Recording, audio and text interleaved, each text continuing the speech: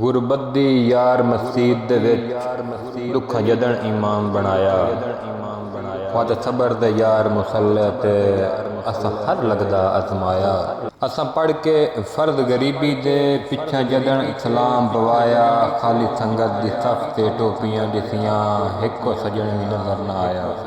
ਵੱਡੇ बोल न बोल मुथाजो वैसे अल्लाह पाक नूं फखर पसंद नहीं। डंग आखिर शां ते आ वेंदे न सदरां दे वक्त बुलंद नहीं। ना जिणकिया कर मेरा चन माही अज कोई कहंदा पाबंद नहीं। इको असां तेरी सिक रख बांदे हैं, सारा मुल्क अकीदतमंद नहीं। अदै वंड होंदी रहिंदी है वेलियां दी, वंडां इक्को जिहियां रहिंदियां नित नहीं। ए हुसन जवानी वक्त दियां पिंगां चढ़ियां रहिंदियां नित नहीं। ते कदी शाह भी हो मोहताज वेंदे न, मौजां इक्को जिहियां वहंदियां नित नहीं। मेले भरे होए खत्म हयात हो वेंदे न, रल संगतां बहंदियां नित नहीं।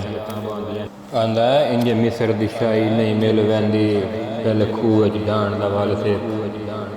मर गया तां थोड़े मुल्क वेंदे न, दुख जींदियां साण दा वल सिख। कर चन परवाल बुलंदियां ते बल आखर लाण दा वल सिख।